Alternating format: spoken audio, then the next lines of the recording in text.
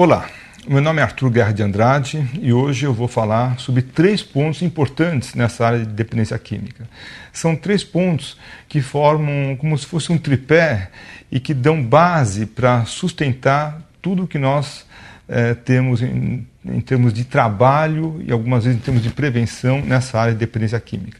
Eu vou falar sobre a assistência do paciente com dependência química, quer dizer, como que nós tratamos dos pacientes e algumas vezes dos familiares. Vou falar também sobre a importância do trabalho em equipe. Cada vez mais o trabalho em equipe tem sido a base de sucesso para casos tão difíceis quanto os pacientes com dependência química. E vou falar também sobre quais são os tratamentos que são considerados mais eficazes nesse campo. Posso adiantar aos senhores e às senhoras que nós não temos um tratamento que seja mais eficaz. No mundo todo, os médicos, psicólogos, os pesquisadores, eles perseguem essa ideia de um tratamento eficaz há muitos anos. E o que nós temos visto é uma série de tratamentos, alguns mais eficazes para algum tipo de população. Mas nós não temos um tratamento que seja referência, que seja modelo, que seja, digamos assim, protocolo para todos os outros do mundo todo nessa área da dependência química. Então, nós vamos falar ainda sobre a assistência SUS, né, como que os pacientes do Sistema Único de Saúde são atendidos nesse campo da dependência química, tangenciando um pouco sobre os planos de saúde e também sobre alguns atendimentos particulares, alguns atendimentos privados. A assistência hoje se divide em 3 grandes grupos: em SUS, em planos de saúde e atendimentos particulares ou atendimentos privados. Nós temos em relação ao SUS uma situação bastante peculiar. O SUS ele oferece sim atendimento para os pacientes com dependência química, desde que eles tenham um modelo de atendimento que é muito ligado ao CAPS, ao Centro de Atenção Psicossocial. Além disso, o SUS ele faz um privilégio, dá uma atenção enorme, grande, para a desintoxicação extra-hospitalar, reservando então os quadros mais graves, os quadros onde tem às vezes uma alteração orgânica, física do corpo do paciente, para uma internação mais ligada, por exemplo, à desintoxicação. O SUS ele tem se preocupado com o tema, porém, com o crescimento do assunto, existe por parte da população uma reclamação em termos de que não há profissionais e não há postos de CAPS, CAPS AD, CAPS álcool e drogas, suficientes para que se tome conta de toda essa população carente e necessária em relação ao tema álcool e drogas. Além disso, né, nós temos que uma situação comum que existe, por exemplo, no estado de São Paulo, foi que há uma procura por leitos psiquiátricos, mas existem menos leitos no momento em relação ao estado de São Paulo para poder dar conta dessa grande procura que existe por esses pacientes com dependência química, com dependência de álcool ou dependência de drogas. Um segundo tipo de atendimento importante que existe é o atendimento ligado à agência suplementar, aos planos de saúde. Os planos de saúde são, digamos assim, tímidos em relação ao tema. Alguns planos oferecem, muitos planos nem oferecem. Deixa eu repetir. Muitos planos nem oferecem atendimento para a dependência química. E os planos que oferecem muitas vezes de uma forma limitada, com alguns dias de internação, quando for o caso de internação, ou algumas consultas, 6, 8, 10, 12 consultas durante o ano todo para um paciente que tem uma doença crônica, uma doença que acompanha ele provavelmente por muitos anos e vai acompanhar por outros muitos anos. Então, seria necessário mais consultas para que nós pudéssemos monitorar de perto essa situação. Por último, existem os atendimentos particulares, os atendimentos privados, tanto em clínicas de internação como em consultórios por médicos, terapeutas, psicólogos, outros profissionais que também acabam cuidando desses pacientes.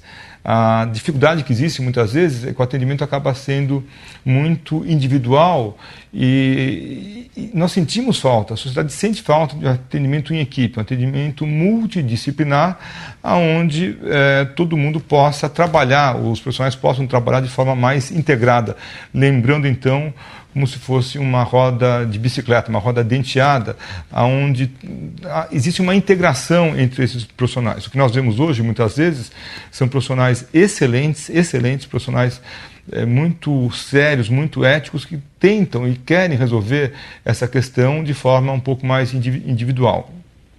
Como se fosse um time de futebol onde o jogador pega a bola e quer fazer o gol.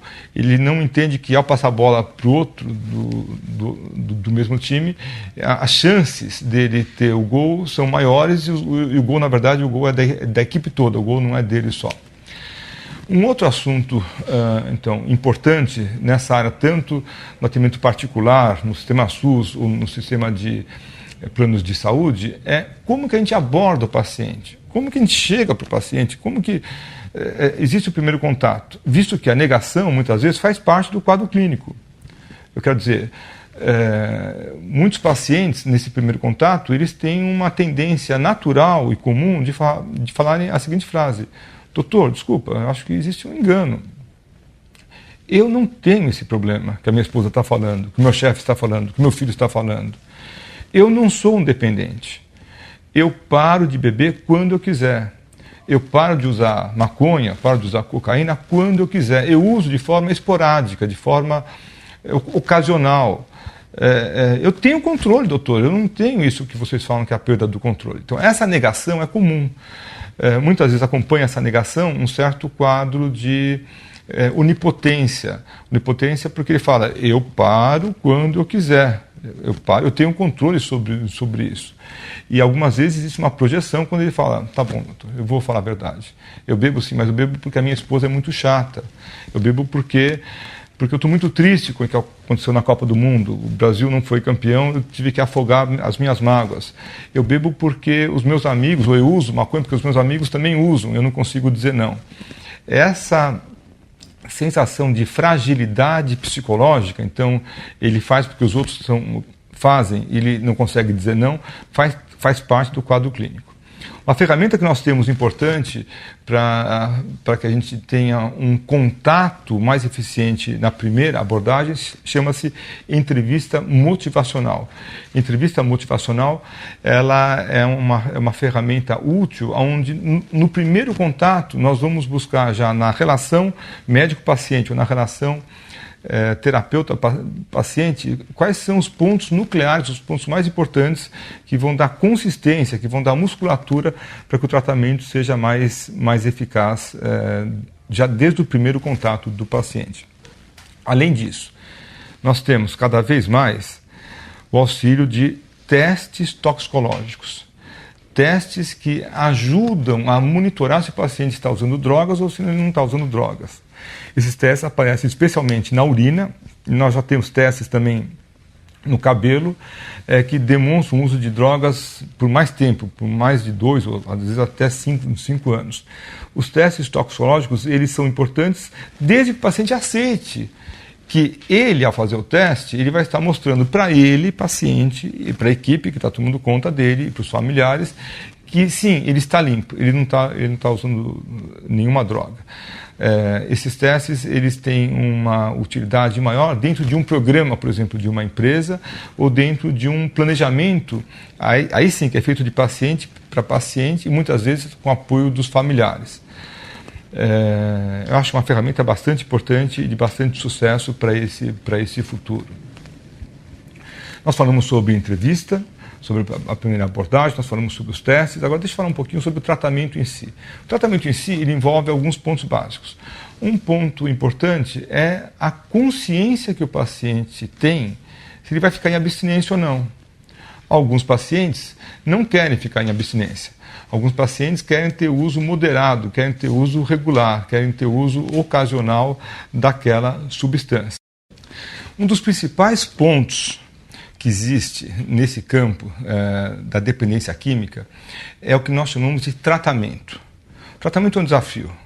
não é um desafio só para quem trabalha nesse campo, é um desafio para toda a medicina, porque são casos crônicos, são casos antigos, muitas vezes o paciente não aceita que tem a doença, a aderência ao tratamento muitas vezes é pequena, alguns familiares, na tentativa de ajudar, boicotam o que a equipe de saúde está fazendo em relação ao paciente e especialmente a recaída, ou seja, ele voltar a usar drogas, voltar a beber, faz parte do quadro clínico. Vou repetir, a recaída faz parte do quadro clínico. Então não adianta nós entendermos a recaída como um fracasso, como uma negativa, como um insucesso. Não. O estranho é o paciente não ter as recaídas e ficar sempre em abstinência. Isso é o que todo mundo deseja, todo mundo tem vontade disso. Entretanto, esse é um ponto de sucesso bastante difícil e bastante limitado. Então, recair no tratamento de dependências químicas faz parte do quadro clínico. Como é que é um tratamento, então? O tratamento se divide em algumas fases. Na primeira fase, a fase de abordagem do paciente, onde algumas vezes ele nega que tem o problema.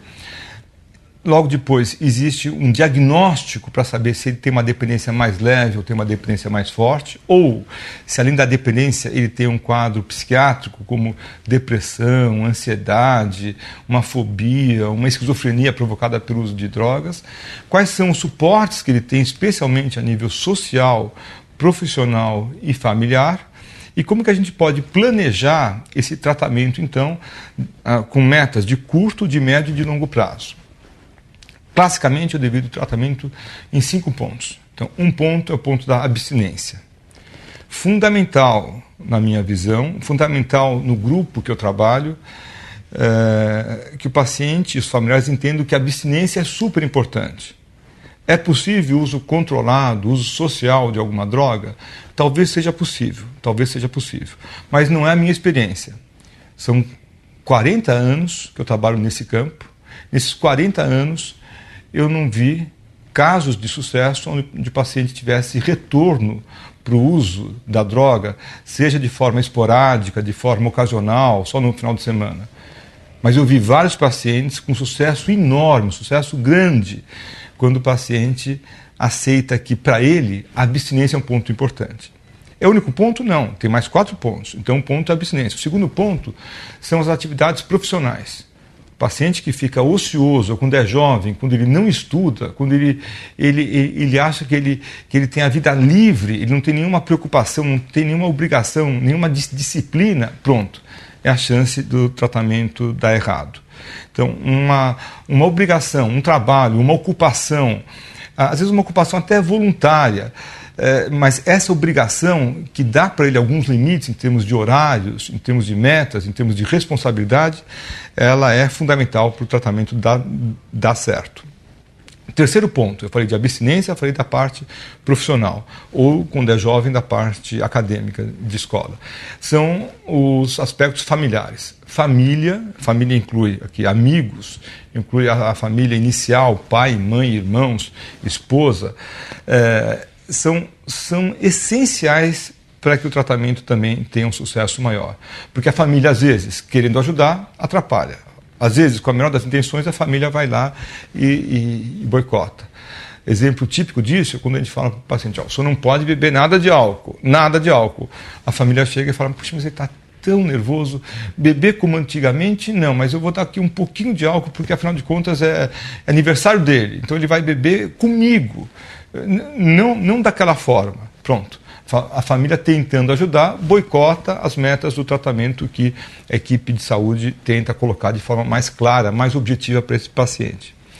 Um quarto ponto super importante é o lazer, porque o lazer desses pacientes, muitas vezes, acaba sendo o próprio uso de álcool, o próprio uso de drogas. O lazer, que é fundamental na vida de todo mundo, acaba sendo o momento livre que ele tem com os amigos que também usam álcool, que também usam drogas. Então, como é que ele vai ter o lazer? Aí nós achamos que cada vez mais, se ele tiver alguma atividade esportiva, se ele tiver um interesse pelo esporte, mais sucesso ele vai ter, mais chances de superar essa fase ele vai conseguir. E, por último, a saúde física, a saúde do corpo dele, a parte orgânica, onde envolve tudo. Envolve, para as mulheres, a parte ginecológica, dentista, exames cardiológicos, em álcool, muitas vezes ligado a fígado, a pâncreas. Então, essa saúde física, ela dá a sustentação, ela dá a base para que o indivíduo possa, com abstinência, com a família ajudando, ele ocupado com o trabalho ou estudando, tendo amigos que não usam drogas ou não usam álcool, porque se ele for se divertir com os amigos que usam drogas ou usam álcool, evidentemente que ele vai ter a recaída, que ele vai beber ou vai voltar a usar drogas. E entra a saúde física como uma ferramenta importante em relação a isso. Por isso que eu falo, senhoras e senhores, o trabalho em equipe é fundamental. O trabalho em equipe ele é fundamental porque ele divide as responsabilidades, ele tem uma troca de informações, de visões diferentes. Por exemplo, na nossa equipe, nós trabalhamos bastante com médicos, com psicólogos, com professores de educação física, com nutricionistas. Nós trabalhamos com médicos de outras áreas, com terapeuta ocupacional fundamental, com assistente social bastante importante. Temos cada vez mais trabalhado com advogados junto com esses pacientes que precisam de uma orientação, que precisam de um auxílio nesse campo, sem desprezar o papel super importante de um grupo chamado Alcoólicos Anônimos ou Narcóticos Anônimos. Nós não trabalhamos muito junto com esses grupos, mas nós entendemos, nós respeitamos como que eles funcionam e achamos que para muitos pacientes eles acabam dando uma assistência bastante importante, bastante forte e bastante interessante para o sucesso do tratamento desses pacientes. Por quê? Mais uma vez, a recaída faz parte do quadro clínico. E os AA têm uma forma muito interessante de lidar com a recaída. Eles não recriminam o paciente que tem a recaída. E muitas vezes, todas as vezes, eles não consideram a recaída como um problema de moral, de fraqueza de personalidade. Como faz parte do quadro clínico, nós estamos aqui. Os Alcoólicos Anônimos usam uma frase bastante interessante. Eles falam assim: se você quiser beber, o problema é seu. Mas se você quiser parar de beber, o problema é nosso. Eles vão dividir essa angústia, vão dividir essa preocupação de forma realmente exemplar, de forma realmente contagiosa no mundo todo para esse tema. Alguns pacientes, apesar dessas recaídas, eles não conseguem parar de usar a droga. E muitas vezes eu acho que a internação acaba sendo uma ferramenta importante. A internação, seja ela num ambiente hospitalar mais clássico, no hospital clínico, como nós temos, por exemplo, na Faculdade de Medicina do ABC, nós temos lá o Hospital Mário Covas, onde às vezes nós internamos pacientes que têm uma dependência química para uma desintoxicação. Ou mesmo internações feitas em casas de repouso, em clínicas psiquiátricas ou comunidades terapêuticas. O importante da internação são fatos que levem ao sucesso disso, quais sejam. Se o paciente aceita a internação, se ele quer ser internado mesmo, né? E se a equipe está disposta a lidar com o paciente numa fase que às vezes existe uma negação, existe uma certa resistência, uma ironia, onde o paciente, durante a internação, ele continua sonhando que ele vai voltar a usar álcool, usar drogas de forma moderada, de forma social. A equipe tem que lidar com isso como se fosse uma frustração menor, sem dever se abater em relação a essa equipe. Nós temos dois tipos de internação. A internação voluntária, quando o paciente aceita ser internado, e a internação involuntária. A internação involuntária, ela faz parte de um quadro importante hoje em dia, por conta especialmente de pacientes que estão morrendo, ou pacientes que estão sofrendo muito as consequências negativas, por exemplo, do uso de crack. Quando que se faz uma internação involuntária? Em duas situações.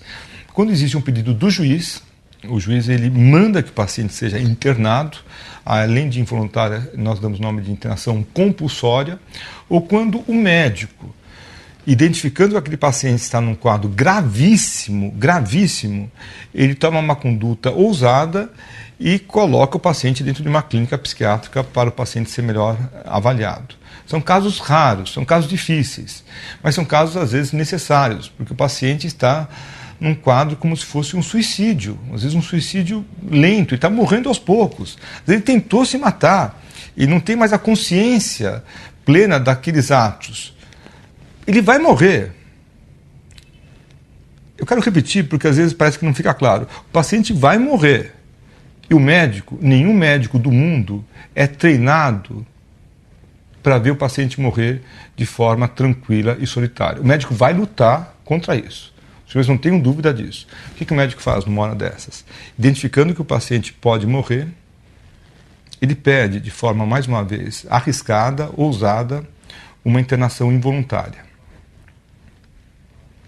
Ele faz esse pedido e uma equipe de remoção tira o paciente de onde ele está e leva o paciente para um hospital, para uma clínica psiquiátrica.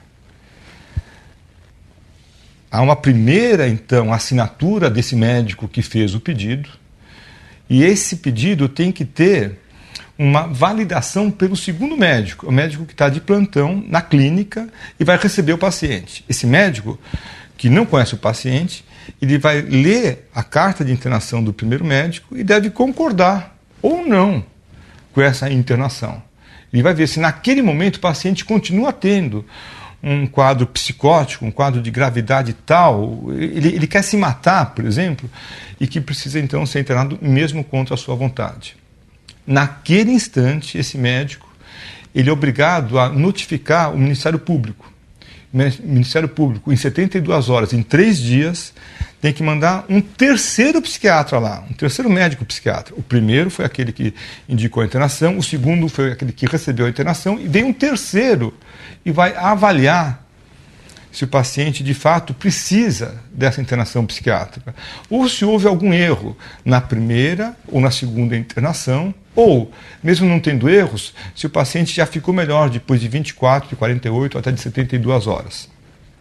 Isso tudo para preservar o respeito, para preservar a integridade do paciente. Internação involuntária, então, é uma ferramenta bastante complicada, bastante difícil, mas ela deve ser usada quase como se fosse uma operação cardíaca. O paciente ele tem uma doença, ele infartou, ele vai ter que ser operado naquela hora e corre um risco de não dar certo. 10% dos pacientes morrem numa situação dessa, mas o médico não pode apenas observar. Ele vai ter que agir de forma cirúrgica e incisiva para preservar, para ter o paciente de volta para essa vida. Por último, como que nós podemos melhorar esse sistema que existe hoje em termos de tratamento de dependência química no nosso país? Basicamente, nós podemos melhorar com ações onde nós possamos identificar quais são as melhores práticas, aonde que se trabalha melhor, quais são as melhores condutas, o que nós temos em termos de um suporte científico, um suporte claro, sem contar a experiência só que cada um tem ou cada um teve em relação a esse tema, mas quais são as evidências científicas claras que nós podemos falar, olha, esse remédio é melhor do que aquele para tratar, para cuidar da depressão de paciente com dependência química. Esse remédio é melhor do que aquele, por exemplo, para tratar da fissura, daquela vontade que o paciente tem de voltar a usar drogas. Então, essa identificação de boas práticas, ela é essencial. Número 2, cada vez mais importante. É muito importante respeitar os direitos do paciente, os direitos do usuário. Hoje, o paciente tem direito a ler o seu prontuário. Hoje, o paciente tem o direito a saber o que o médico está escrevendo sobre ele. É importante que essa mudança de paradigma seja cada vez mais colocada de forma geral, respeitando o cunho de preocupação da parte médica, o cunho de preocupação da parte familiar também em relação a esse paciente. Por último, onde eu acho que nós podemos melhorar? Eu acho que nós podemos melhorar, senhores e senhoras, se nós tivermos uma postura mais clara, mais objetiva em relação aos pacientes, em relação aos familiares. Eu me refiro a esse momento à visão que o profissional da dependência química, o profissional que trata dependentes químicos, tem em relação a esse tema. Posturas muitas vezes ligadas à moral, ou a uma certa jocosidade em relação ao tema, a uma certa resistência, elas são muito pouco eficazes. Cada vez mais nós precisamos ter uma humildade maior de entender que são quadros difíceis e que merecem toda a nossa atenção. Mas toda a nossa atenção, toda a nossa dedicação. Foi para isso que nós estudamos, foi para isso que nós somos formados, foi para isso que nós dedicamos as nossas vidas, para poder ajudar outras pessoas e outros familiares que têm algum problema em relação a esse tema. Para finalizar, eu gostaria de usar uma frase que eu acho que é importante e que resume muito da postura e da preocupação que nós temos nesse campo da dependência química. O exemplo não é a melhor forma que nós temos para ajudar as pessoas que precisam de tratamento no campo da dependência química. Não é a melhor forma. Ponto. É a única forma. Se nós, profissionais da saúde mental, se nós, trabalhando numa equipe multidisciplinar, não dermos um exemplo saudável, um exemplo claro, evidente, transparente de como que nós lidamos com esse tema, senhores e senhoras, dificilmente as nossas ações vão ter algum impacto, seja para os pacientes, para os familiares, para os nossos amigos, para os nossos filhos. O exemplo de cada um de vocês que está me ouvindo nesse momento, ele é essencial. Exemplo do quê? Exemplo de respeito ao próximo, exemplo do uso de drogas, exemplo do uso de drogas legais, exemplo de esporte, exemplo de ética, de valores, exemplo de disciplina. Eu acho que isso falta para o nosso país de uma forma geral. Mas no campo da dependência química, isso é muito mais evidente ainda. Se nós não tivermos uma pausa para olharmos para isso com mais profundidade, dificilmente nós vamos ter sucesso para os nossos filhos e para os filhos dos nossos filhos, para os nossos netos. É hora que nós temos para parar e podemos mergulhar e mudar isso um pouco, para que o paciente e os familiares possam ter mais sucesso no campo do tratamento das dependências químicas. Gostaria de apresentar aos senhores e às senhoras dois profissionais que trabalham na minha equipe multidisciplinar há alguns anos e que dão uma estrutura bastante interessante, oferecendo ferramentas de sucesso para esses pacientes com dependência química. O primeiro profissional é o professor Eduardo Rocha, professor de Educação Física, meu aluno no mestrado da Faculdade de Medicina da USP e que trabalha comigo há 6 anos. Ele desenvolveu uma técnica de como lidar com a dependência química e os exercícios associados à recuperação dos pacientes da dependência química.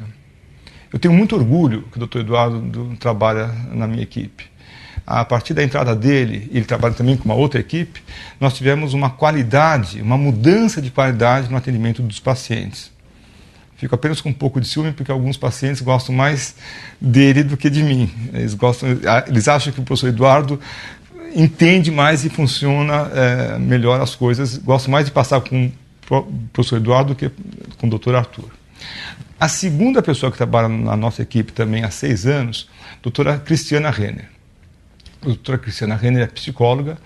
Ela fez o doutorado dela na Universidade Federal de São Paulo, nesse campo de dependências químicas, no assunto de família, e ela traz uma abordagem bastante interessante, onde ela tenta integrar diversos atores desse problema, ou seja, os pacientes, os familiares, os outros profissionais que trabalham junto, e ela também demonstra resultados bastante estimulantes.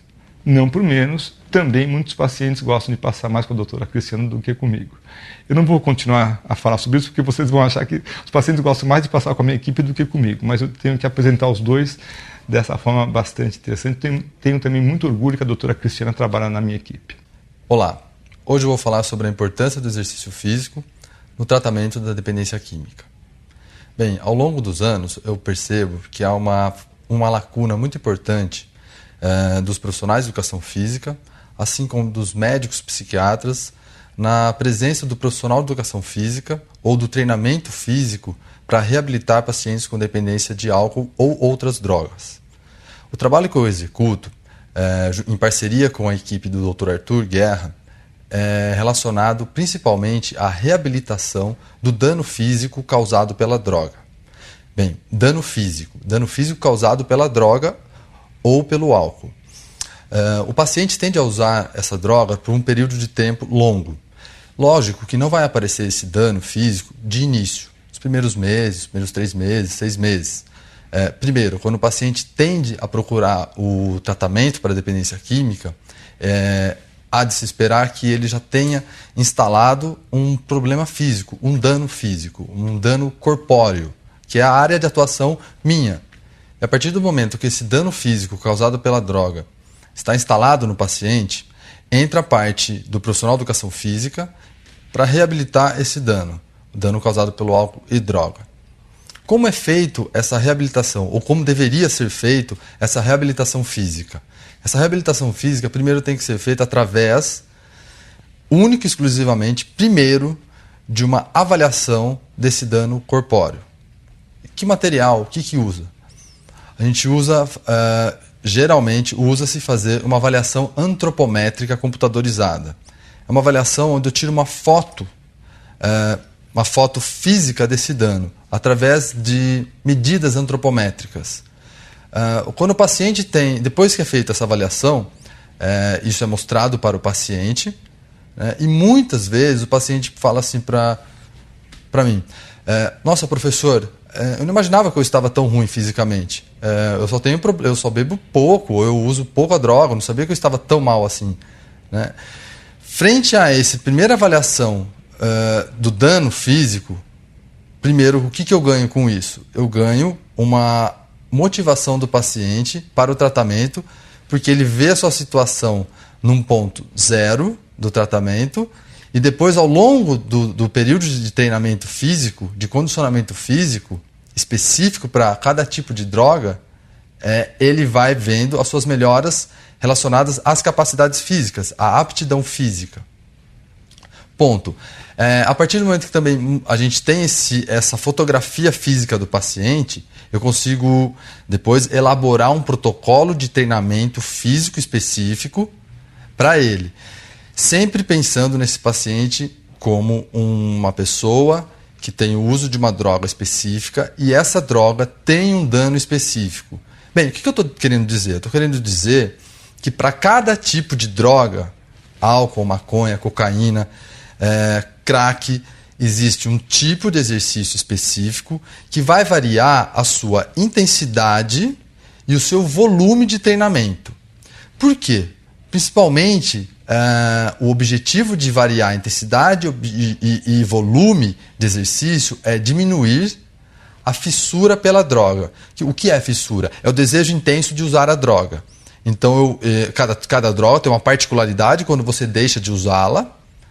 E eu entro com a parte de exercício físico.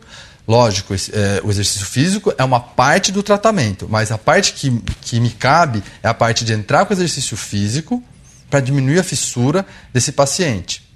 Também, com o exercício físico, ao longo dos treinamentos, esse paciente vai ganhando mais massa muscular, vai ganhando um aporte cardiorrespiratório melhor, uma flexibilidade, uma capacidade de flexibilidade maior, vai melhorando a sua coordenação motora. E isso faz com que ele se sinta mais apto. Para finalizar, eu gostaria de deixar uma mensagem de que o exercício físico ele não pode ser visto apenas como uma ferramenta aquela coisa que as pessoas dizem, põe o tênis e sai para correr. Não, não é dessa forma que deve ser encarado o tratamento da dependência química quando se tem o exercício físico como uma ferramenta para esse tratamento. O exercício físico sério, o exercício físico pautado em pesquisa científica na área de dependência química, ele precisa ser visto, estudado e executado de uma forma particularizada.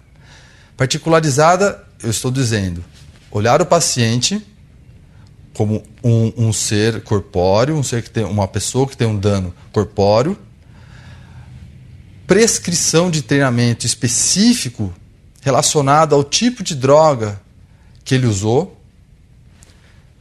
objetivos que esse paciente tem com relação a sua motivação para o tratamento, e isso inclui se ele quer simplesmente melhorar, reabilitar o seu dano, ou se depois que ele reabilitou o dano, se ele quer continuar, e daí é função do profissional de educação física ajudá-lo a entender que ele pode ir um pouco mais além. O que é mais além? Participar de provas, de competições, de algo que seja novo para ele. Algo que o desafie nesse novo momento da vida dele. Nesse momento de abstinência, nesse momento de saúde, nesse momento de busca por um objetivo maior em treinamento físico. Mas, de novo, eu gostaria de fechar dizendo: olhe o paciente de uma forma particularizada. Busque o tratamento particularizado para esse paciente em termos de ele tem um problema de drogadição com um tipo de droga ou mais, e ele precisa ser olhado, precisa ser cuidado da parte física, especificamente relacionado à sua droga de consumo, à sua dependência. Não dá para fazer um treinamento receita de bolo. Precisa ser, para cada tipo de droga, existe um treinamento físico específico. Agradeço, muito obrigado. Olá. Muitos pais, jovens, nos perguntam o que seria o risco do uso de álcool, como que seria o uso de drogas, que drogas que são nocivas, mais nocivas, menos nocivas. Existem drogas pesadas, existem drogas leves, e tem muitas informações que acabam ajudando os próprios jovens e os pais a lidarem com esse assunto. Uma delas, se a gente puder falar um pouquinho da maconha. A maconha é uma droga que afeta atenção, concentração, memória, capacidade de aprendizagem, localização espacial. É uma droga que pode levar a transtornos psiquiátricos, como a esquizofrenia ou síndrome do pânico. Nós não podemos considerar ela uma droga leve. Ela traz uma série de prejuízos. E muitos pais às vezes nos perguntam: mas meu filho diz que usa droga, que não tem problema a maconha, que ele usa só de vez em quando, como agir? Sim, o uso da maconha ele deve ser vetado. Agora, como vetar esse uso da maconha dentro de casa? É sobre isso que nós falaremos um pouquinho hoje, um pouquinho mais para frente. Com relação ao álcool, o que podemos dizer? Atualmente o jovem usa o álcool num padrão bastante diferente de 20 anos atrás, por exemplo. Muitas vezes o jovem usa o álcool realmente com o objetivo de se embriagar. Ele usa o álcool às sextas e sábados, em altas doses, num curto período de tempo, que é o padrão que nós chamamos de binge drinking. O que acontece? Quando nós conversamos com esse jovem, ele muitas vezes fala: mas eu só bebo no final de semana, eu não bebo durante a semana, isso não faz mal nenhum, eu paro quando eu quiser. Qual seria a forma de nós identificarmos esse uso prejudicial? Existem várias coisas a serem observadas.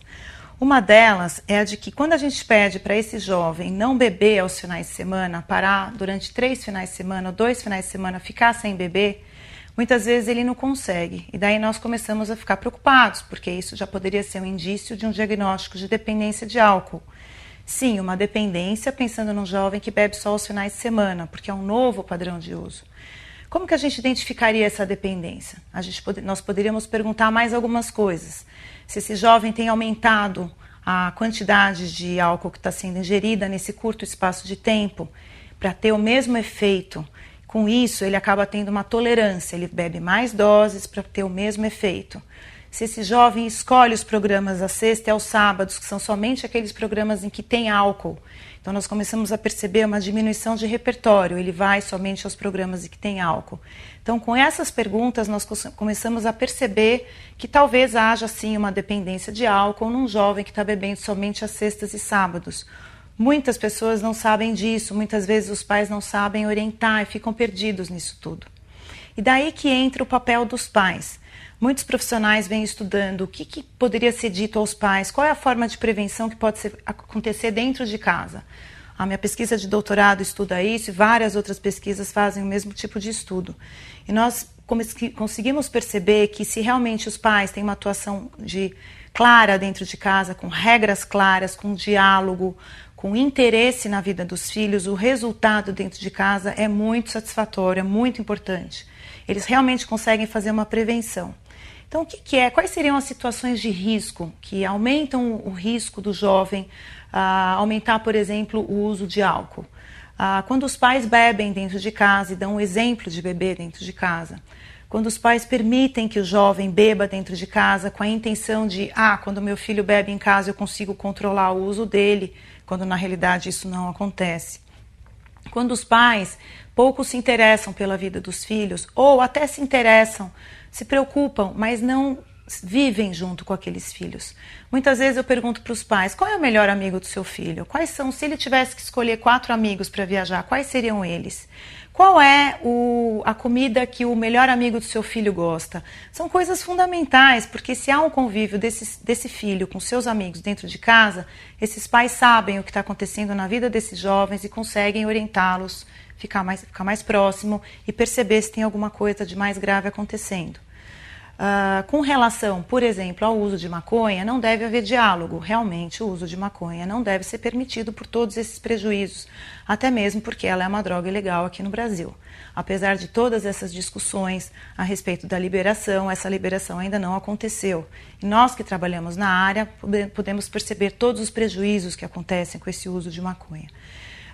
Isso não deve acontecer através de uma punição, de uma briga, de um sermão. Os sermões são incansáveis e desgastam a relação. Isso deve acontecer de maneira que os pais tentem entender o que está acontecendo na vida daquele filho para começar a fumar maconha e o que é que poderia ser feito, o que é que ele está buscando e que realmente esse uso tem que cessar e o que poderia ser feito para ajudar esse filho a cessar o uso. Muitos pais investigam incessantemente a vida dos filhos, querendo saber o que acontece. Então, eles investigam o computador, investigam a mochila, ouvem ligações telefônicas e daí muitas vezes descobrem uma série de informações. Quando nós perguntamos para esses pais, no nosso trabalho de orientação aos pais de jovens que usam drogas, bom, você descobriu uma série de coisas, e aí, o que você fez? E eles ficam parados, porque eles descobrem, mas não sabem como agir. Então, o que é que deve ser feito? Sim, uma vez que os pais percebem que está tendo um uso abusivo de álcool de jovens com mais de 18 anos, que está tendo um uso de maconha, eles realmente devem começar a estabelecer limites. Eu gostaria só de abrir um parênteses com relação ao álcool. O álcool, ele deve ser usado, sim, ele não deve ser usado, ele pode ser usado após os 18 anos, mas de forma alguma antes dos 18 anos. E o ideal é que esse uso de álcool acontecesse depois dos 21 anos. Por quê? Imaginemos um jovem de 17 anos bebendo todos os finais de semana. Que prejuízo que ele está tendo no desenvolvimento dele. Quanto mais cedo o jovem começa a beber, maior a chance dele desenvolver um problema. Portanto, o uso do álcool, sim, ele deve ser muito cuidadoso. Os pais devem conversar e dar um bom exemplo em casa a respeito disso. Voltando para a questão dos limites. Se um jovem com 17, 16 anos está bebendo, está usando maconha, o que o pai deve fazer? Ele deve estabelecer limites. Estabelecer limites, ele estabelece não numa forma de punição, de forma alguma. Se chegar como uma punição, provavelmente não vai funcionar. Como que esse limite aconteceria com o uso de álcool e de drogas? Vamos imaginar um pai que descobre que o filho está fumando maconha e há uma viagem 15 dias depois para Trancoso, viagem de formatura. Muitas vezes eu já vi isso acontecer. O pai descobre que o filho está fumando maconha, ele é totalmente contra esse uso de maconha e ele fala para o filho, filho, você sabe que eu não aceito o uso de maconha, você usou de maconha, você está usando, os seus amigos estão usando, os seus amigos que vão viajar com você estão usando, portanto você não vai viajar. Essa fala não precisa vir com raiva, não precisa vir com tom de punição, mas ela precisa vir com um limite. Ele teve a escolha de fumar maconha, mas ele vai ter uma perda como uma consequência. Muitos pais nos perguntam o que faz um jovem parar de usar drogas, o que acontece quando ele realmente decide mudar aquele uso de drogas dele. Tem uma ideia muito interessante de um psicólogo que se chama Carlos Barcelos, em que ele coloca como uma balança. Quando o jovem começa a usar drogas, ele tem muitos ganhos pelo uso de drogas e poucas perdas, quase nenhuma perda. Aquele uso eventual, ele não enxerga as perdas que estão acontecendo na vida dele. A partir do momento em que esse uso vai aumentando, ele começa a ver algumas perdas por esse uso. Que perdas são essas? Aquelas que nós vemos. Perdas na escola, relacionamentos brigas, acidentes de carro, perda de emprego, brigas familiares, conflitos. E daí esse jovem começa a enxergar muitas perdas pelo uso de drogas e não tem quase nenhum ganho. Até mesmo porque o prazer ele já não existe. A pessoa já começa muitas vezes a usar droga pela falta que ela está sentindo da droga e não tanto pelo prazer. Nesse momento, quando ele tem mais perdas, quando ele enxerga mais perdas do que ganhos, é o momento em que ele decide parar de usar drogas. O que os pais podem fazer para ajudar nesse momento? Os pais, como eu disse, não conseguem controlar a vida dos filhos, mas eles conseguem mexer um pouco nessa balança. Eles conseguem fazer com que as perdas pelo uso das drogas elas fiquem mais nítidas. Então, quando nós falamos de um jovem que perde uma viagem com os amigos que fumam maconha, porque os pais descobriram que ele estava fumando maconha, ele está tendo uma perda. E nós chamamos de perda do uso. Isso é muito comum nos tratamentos que nós fazemos. E a partir do momento que ele vai percebendo isso, realmente ele vai ficando cada vez mais motivado para parar de usar drogas. Os pais, por outro lado, têm uma série de comportamentos e emoções que são muito prejudiciais no convívio com esse jovem. E no nosso trabalho de orientação aos pais, nós justamente mexemos com essas emoções. Quais são elas? Então, são pais extremamente controladores, que têm uma alteração de humor, muitas vezes estão muito irritados, têm uma insegurança muito grande, têm uma raiva muito grande, não conseguem conter essa raiva. Eles têm muitas vezes o comportamento que nós chamamos de facilitação. É aquele pai que deixa e permite, é muito permissivo com os filhos, isso realmente é muito prejudicial. Ele tenta controlar o filho através dessa facilitação. Como seria isso? Filho, eu vou te dar uma moto, ou eu vou te dar um carro, ou eu vou te dar um tênis, se você parar de fumar maconha. Esse pai acha que está conseguindo controlar o uso de drogas do filho através de um comportamento de controle, e isso não acontece. E acaba sendo permissivo também. Quando nós começamos a trabalhar com esses pais, em poucas sessões, muitas vezes esse trabalho é feito em 8 sessões, mexendo nesses sentimentos de tentativa de controle, sentimentos de culpa, muitas vezes uma culpa inadequada. Os pais chegam no nosso tratamento perguntando onde que eu errei, onde que está a minha culpa nessa história. E é uma culpa muitas vezes inadequada, uma vez que esse uso de drogas começou por uma série de fatores e não somente um deles. O mais importante, sem dúvida, é a frequência de uso. E a frequência de uso de drogas, quem escolhe é o jovem. Quando nós começamos a trabalhar com os pais em todas esse relacionamento familiar, nós conseguimos não fazer com que o jovem pare de usar droga diretamente, mas nós mudamos o ambiente familiar. E nessa mudança de ambiente familiar, ela acaba facilitando justamente naquela balança. Os jovens enxergam mais perdas, eles começam a perceber que tem limites, que o uso de drogas deles está prejudicando a vida deles. E daí eles decidem se vincular a um tratamento, eles buscam tratamento. Foi justamente esse o nosso trabalho, nós temos visto isso muitas vezes. E mais, quando os pais se envolvem nesse tratamento, percebem quais são as ideias que nós trazemos e vestem a camisa disso, se sentem mais seguros, acabam aumentando a qualidade de vida, nós percebemos isso também, e acabam fazendo com que o prognóstico do tratamento de dependência do filho seja muito melhor. Então, realmente, uma das ideias que nós temos visto é que não só o tratamento do jovem dependente, usuário de drogas, é muito importante, como também a orientação familiar. Desta forma, nesse trabalho de orientação aos pais, nós percebemos que os pais não vão controlar ou dizer para os filhos o que eles vão fazer ou deixar de fazer. Os pais vão mudar a maneira deles lidarem dentro de casa. Eles vão se sentir mais seguros, eles vão ter uma melhora na qualidade de vida deles através das nossas orientações e vão ter uma assertividade, uma maneira de lidar com os filhos mais adequada. Quando o pai estabelece um limite para o filho, ele tem mais liberdade, ele fica mais tranquilo, porque a regra está clara, a regra está lá estabelecida. Então o sermão, a briga, o conflito não são mais necessários. Com isso, o filho começa a perceber todas aquelas perdas que ele teve, começa a ver que há coerência no discurso do pai, o que é extremamente importante, e realmente acaba decidindo se tratar, porque ele percebe que aquele uso de drogas está sendo muito prejudicial. Sendo assim, o papel dos pais no tratamento, com essa orientação, com esse tipo de orientação, ele é muito importante. Ele acaba realmente ajudando na evolução dos nossos casos. Muito obrigada.